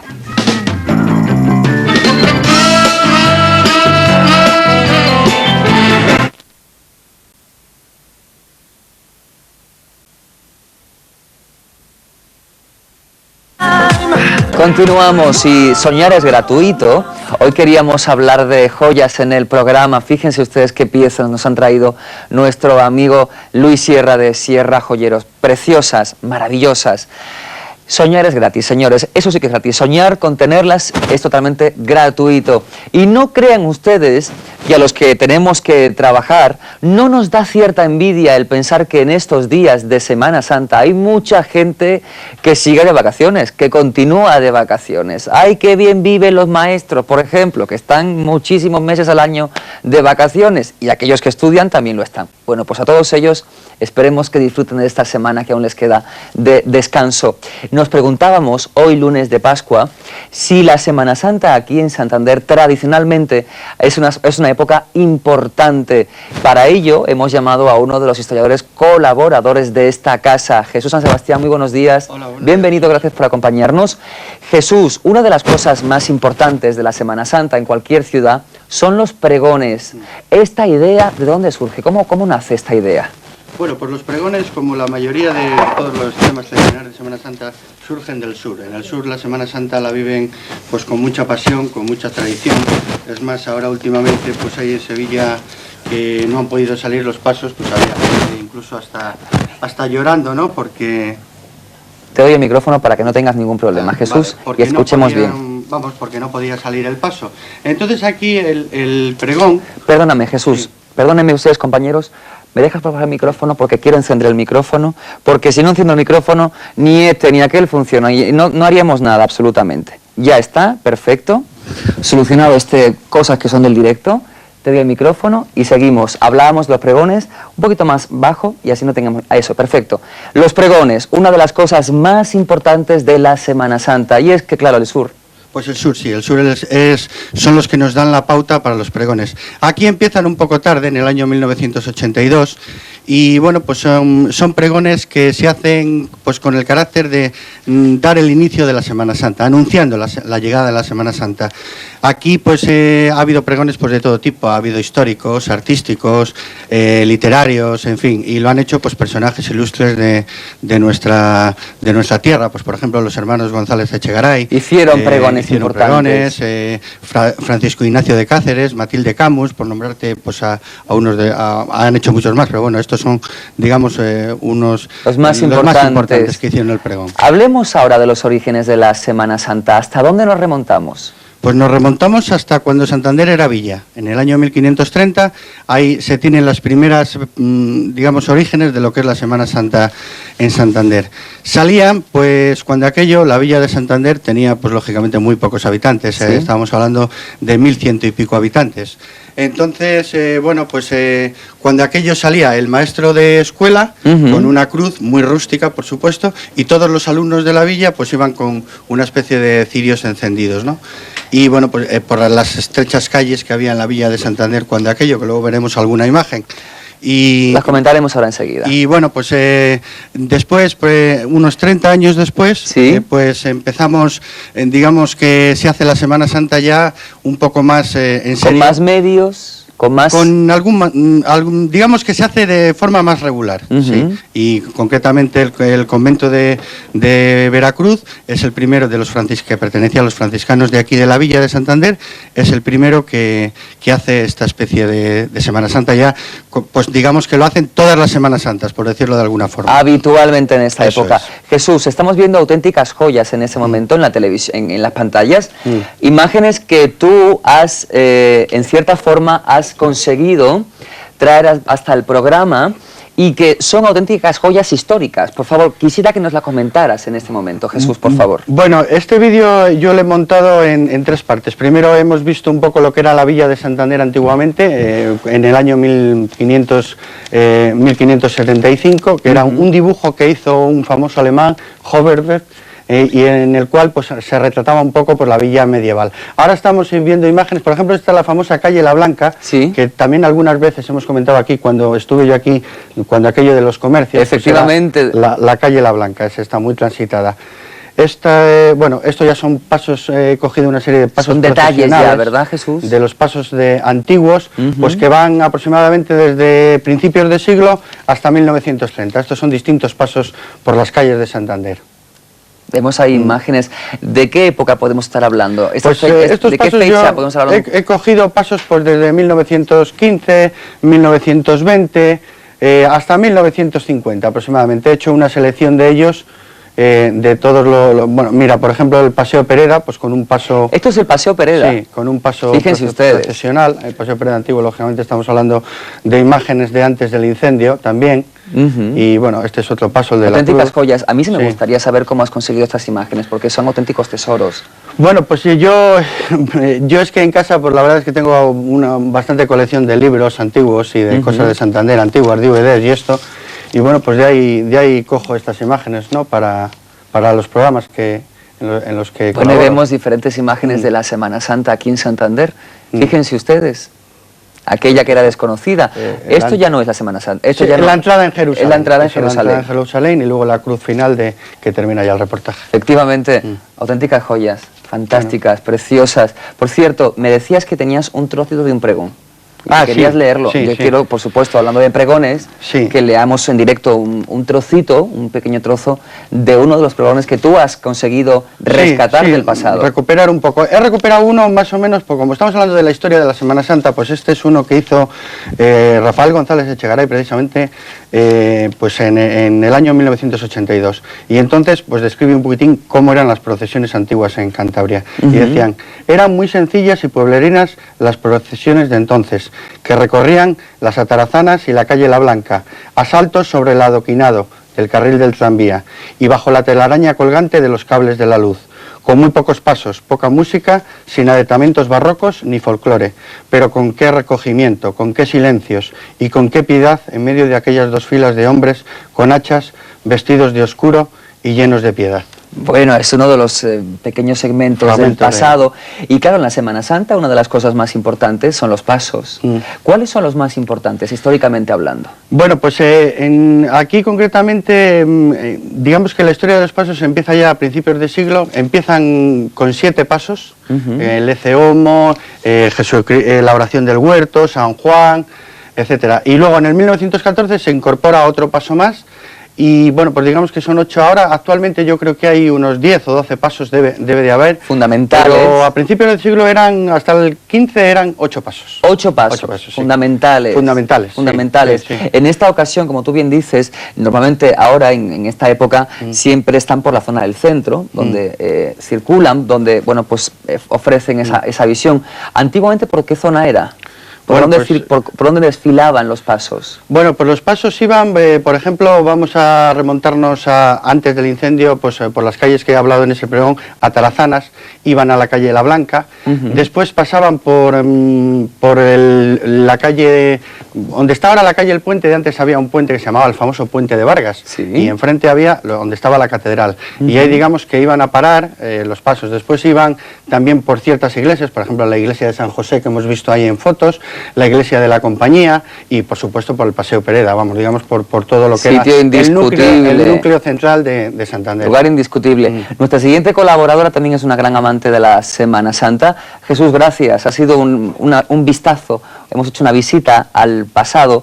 La Semana Santa aquí en Cantabria, aunque sea desconocida en Santander, ha sido una Semana Santa histórica de muchos años y aún sigue siéndolo. Gracias, Jesús. A vosotros. Hasta el próximo día. Gracias. Señores, ahora nos visita ella. Ella, como siempre, es una mujer que nos trae vitamina. Fantástica, de hecho la llamamos Pilar Vitamina. Pues Jesús, muy buenas noches. Hola, buenas noches, Patricia. Bueno, cuéntanos cómo es la historia de los bolos. Bueno, pues el origen de los bolos lo traen de unos soldados de Flandes, cuando pertenecíamos, el Imperio Español tenía en Flandes sus tropas, pues lo traen de allí. Este juego, bueno, es muy originario, muy rústico, y lo adaptan aquí pues a los pueblos, a las calles de la ciudad. Era un juego pues que en principio estaba muy mal visto, es más, en el año 1620 sale una orden en que, bueno, pues que los bolos no se podía jugar en las calles bajo una multa de 200 maravedíes. Estamos hablando cuando Santander era villa. Después en los pueblos pues en ciertos días no se podía jugar, los domingos había que jugar después de la misa mayor y se jugaba pues en esos pequeños espacios que hay al lado de las iglesias, en pequeños, bueno, hacían como una especie de bolera y allí pues había gente que jugaba las cartas, los críos, y hacían una especie de boleruca y allí jugaban. Ese fue, digamos, los principios de los bolos cuando pues Santander todavía era una villa. Y luego, ¿cómo continúa un poco la evolución del mundo de los bolos hasta llegar ahora? Bueno, pues en el año 1887 se crea el reglamento de los bolos, un pequeño reglamento que se hace en la provincia, se hace concretamente en Puente San Miguel. En el año 1920 empiezan las pequeñas competiciones de bolos a niveles de vecinos, a niveles también de un poco de gente, pues no había la competición propiamente dicha. En el año 1941 se crea la Federación de Bolos a nivel de toda la Federación Española, y en el 41 el diario Alerta hace aquí un concurso de bolos que tiene muchísimo éxito en la Plaza de Toros, con una bolera hecha a tal efecto. Cuando las boleras se hacían pues lógicamente para los bolos, no había todavía boleras estables, y había, por ejemplo, boleras se ponían en la Plaza de José Antonio, en la Albericia, etcétera. Entonces, si tú me permites, yo he rescatado un cartel que no me lo han dejado traer, es de un señor Revuelta, al cual se lo agradezco muchísimo, sí. Y decía así: gran concurso de bolos. El domingo 15 de agosto de 1926 se hace el gran concurso de bolos en la acreditada bolera El Ramo Bezana, posee Antonio Pomposo. Los premios son los siguientes: el primero de 100 pesetas, segundo de 75, tercero de 50 y cuarto de 35 pesetas. El jugador de más emboques recibirá 15 pesetas y el jugador de más bolos recibirá 10 pesetas. La inscripción, 7 pesetas. Pero además hablabas, ¿qué año? 1926. Luego tenían que ser auténticas fortunas, ¿no? Lo que pues se sí, ganaba. Era una buena cantidad, para esto. Todavía, digamos que no había mucho, había muchísima rivalidad entre los pueblos, eso sí, incluso hay en la literatura de los bolos cuentan anécdotas de que incluso hay peleas cuando había una partida pues que uno que entendía que esa jugada estaba mal hecha y tal, o sea, había muchísima disputa, sí. Y luego la historia de los bolos en nuestra región, en Cantabria, supongo que estará llena de anécdotas, de curiosidades, ¿no? Pues sí, bueno, por ejemplo, a mí me gustaría destacar, hay muchísimo, antes has preguntado tú a esta chica por las grandes figuras. Hay muchísimas, no podríamos nombrar a todas, muchísimas, y están surgiendo cada vez más, ¿no? Pero había uno, el mítico zurdo de Bielba, que bueno, ni era zurdo ni era de Bielba, porque era emigrante sus padres marcharon a La Habana y él vino de La Habana y ya vino un poco mayor y bueno, pues tiraba con la mano zurda y era un maestro en meter en boques, ¿no?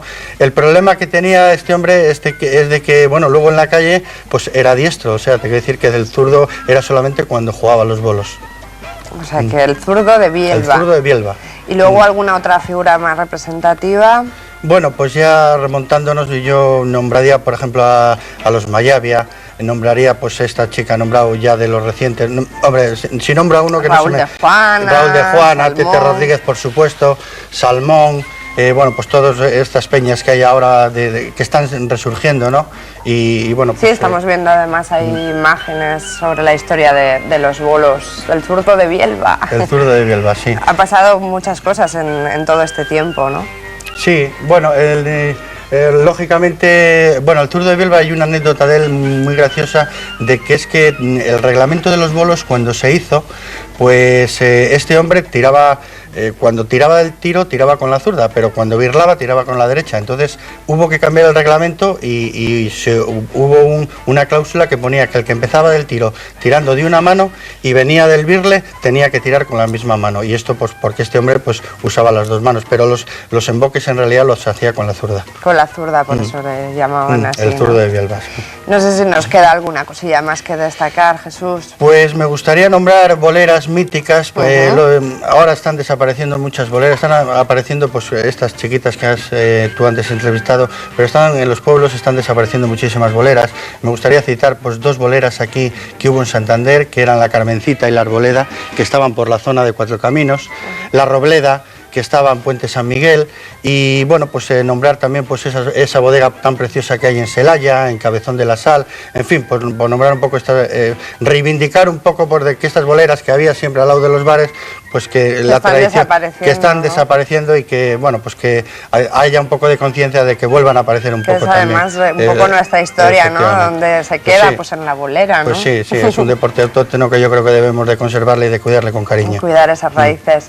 Pues Jesús, muchísimas gracias por haber estado con nosotros contándonos esa historia de los bolos. Más yo creo que les hemos aportado esa historia y ese origen, y también les hemos aportado la opinión de toda una campeona nacional de bolos, que las mujeres están luchando mucho por esta tradición. Jesús, ha sido un placer. Regresamos después de la publicidad, nos vamos ahora un momentito y regresamos para hablar de diamantes con un experto en joyas y para ver a Giovanna, que no se nos olvida, ¿eh? Así que hasta ahora. Trágicamente muy recordado, que es la galerna del Sábado de Gloria, de la que hoy viene a hablarnos nuestro cronista Jesús San Sebastián. Buenas noches. Hola, buenas noches, Patricia. Lo recuerda mucho la sociedad y más que nada los pescadores, ¿no? Sí. Que fue como un hito el 20 de abril de 1878, creo. Sí. Bueno, pues efectivamente, fue hoy hace los 127 años de esta terrible tragedia. Estamos hablando de un Santander que era todavía una ciudad de madera, con su Puebla Nueva y su Puebla Vieja.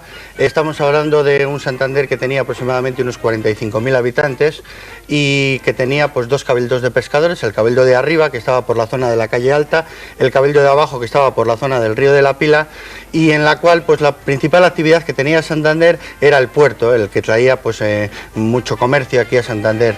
Y bueno, era una sociedad pues muy de pescadores, de comerciantes, empezaban ya los artesanos, y bueno, digamos que este es un poco... Creo que los pescadores eran 60-80% de la población, de ¿no? la población obrera, la mayoría se dedicaba a la pesca, sí. Creo que tenemos además, Carlos, unas imágenes por ahí, si no las podemos ir comentando. Hablamos de galerna, en realidad quizá no sabemos exactamente qué es una galerna, ¿no? Mira, ya estamos viendo las imágenes. Bueno, pues la galerna, digamos que es un viento muy fuerte, racheado y frío, que generalmente se da en el mar. Digamos que es el viento sur que nosotros conocemos en tierra, pero este viento se da en el mar y pues lo que provoca son fuertes olas, y estas olas hacen pues que lógicamente pues estas terribles tragedias que ha habido. Esta no es la única galerna que ha habido aquí en el Cantábrico, ha habido muchas más, pero lógicamente esta ha sido muy recordada, la que más muertes trajo. Relátanos un poquito lo que ocurrió, aquel terrible suceso, aquel fatídico día. Bueno, pues Estamos hablando de que estos pescadores pues salían a las 5 de la mañana de este terrible de sábado de gloria a faenar. Y bueno, pues salen a la costa, concretamente hacen lo que se llama la pesca de cabotaje, que es una pesca que se va de puerto a puerto, pero muy cerca de Santander. Y les pilla a 15 millas de Santander, les pilla concretamente enfrente de Suances. Y ahí, pues a las 12 de la mañana aproximadamente se desata esta terrible galerna. Y bueno, pues lo que hacen la mayoría de los barcos, pues unos tiran hacia mar adentro, que son los que más suerte tienen, otros tiran hacia Santander y otros, pues desgraciadamente tiran hacia la Virgen del Mar, que son los que estrellan mayoritariamente contra las rocas y bueno, pues ahí perecen muchísima gente y muchas barcas desaparecen. La primera lancha de la cual tenemos noticias en Santander que llega es sobre las 5 de la tarde, que llega a Puerto Chico. Salen de la dársena antigua. La dársena antigua es donde está ahora el Banco de Santander, sí. Pues eso está comido, está relleno, digamos, pero de antes ahí había un muelle que iba hasta Puerto Chico y de ahí es donde salen y ahí es donde llegan.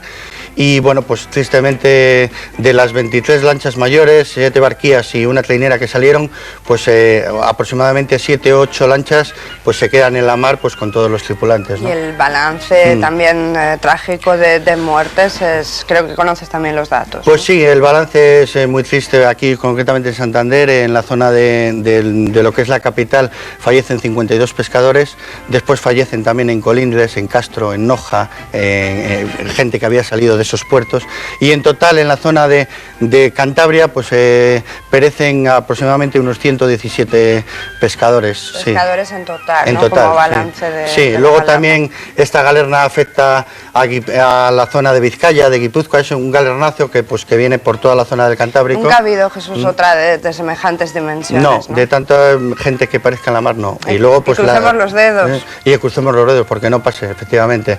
Y bueno, luego las lanchas que llegan, esas lanchas que la gente que se puede salvar, que logra salvar la lancha, pues la verdad es que llegan en muy malas condiciones. Son lanchas, estamos hablando de lanchas de 1878, que son barquías pequeñas, pues con una pequeña vela y bueno, pues con métodos muy rústicos de señalización. Efectivamente, estamos hablando hace 2 siglos. Pues bueno, pero mira, ahora nos pasan cosas como el tsunami, ¿no? También. Y nunca estamos realmente preparados para los fenómenos de este tipo. Un fenómeno de estos. Jesús San Sebastián, muchas gracias. Ha sido un placer, como siempre, tenerte con nosotros. Nos volvemos a ver pronto. Y ahora vamos con otro de nuestros colaboradores habituales de esta casa, que es nuestro sexólogo Carlos San Martín. Así que vamos a verle.